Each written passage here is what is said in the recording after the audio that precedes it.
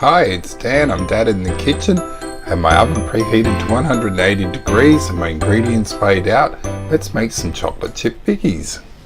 For this recipe you will need some unsalted butter, light brown sugar, white granulated sugar, salt, vanilla extract, eggs, plain flour, baking soda, and milk and dark chocolate chips.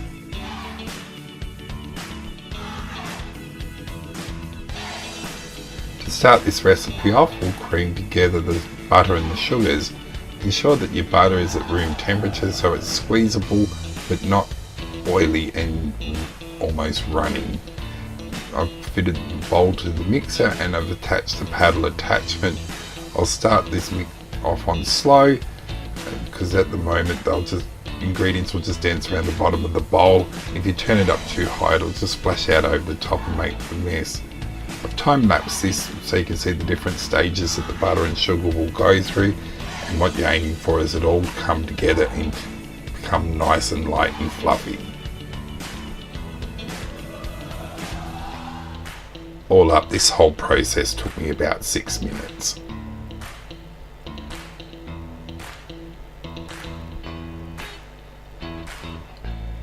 As you can see there, it's all looking pretty light and fluffy. Get the spatula and give it a good scrape down. This will ensure even distribution of ingredients throughout the recipe.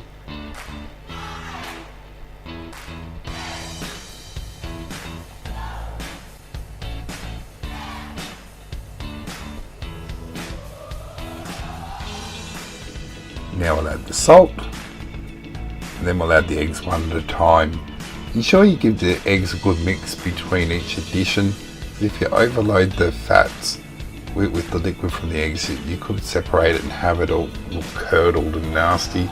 If it does happen, keep it mixing and add just a little bit of flour. It'll bring it all back together. It's not the end of the world.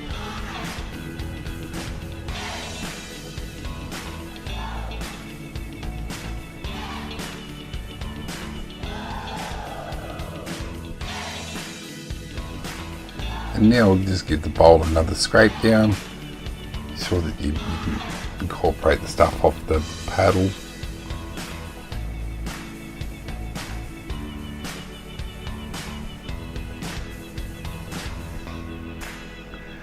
And we'll add the vanilla extract.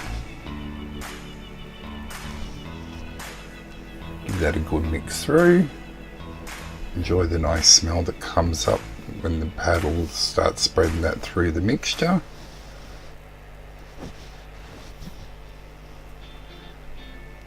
And now we'll add the baking soda to the flour, and I'm just going to incorporate that into the flour using a whisk. I'm not going to sieve the flour. And this will stop any little clumps of baking soda sitting inside the dicky dough, because that's not pleasant. So with the mixer on the lowest speed, gradually add the flour to the bowl.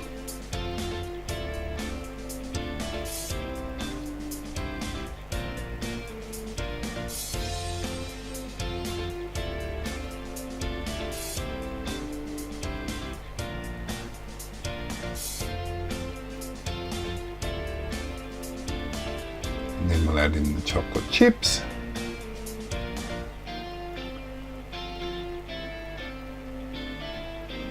And then we'll just give it a good mix just to ensure that there's no dry ingredients sitting in the bowl and that the chocolate chips are distributed evenly amongst the batter.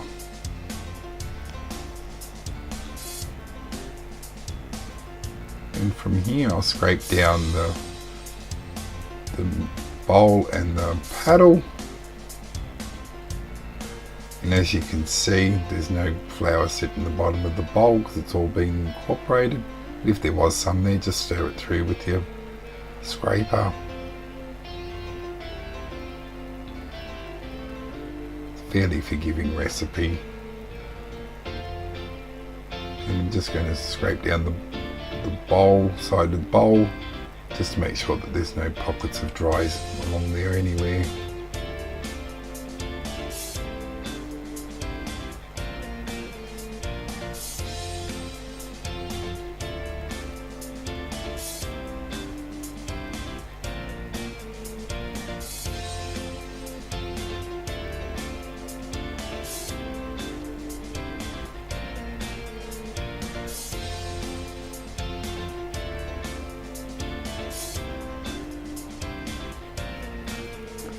Now I'm just scooping out, depending on the size of the scoop you use, it depends how many you get, and I place them into the fridge for about half an hour or so to set the butter back up. Then I place 6 of the scoops onto the baking sheet. I don't press the top down because I like them to be a little bit thicker when they cook, and they cook for about 12.5 minutes. They come out of the oven, they were nice and golden brown, but they were still nice and soft and chewy on the inside. And with the leftover scoops, I chose not to cook them all off in one hit. I froze them, and we keep them in the freezer for about a month at a time. They don't last much longer than that in our house. So I hope you like this recipe. If you like this recipe, please hit the like button, hit the subscribe button. Thanks for watching. This is Dan from Dad in the Kitchen.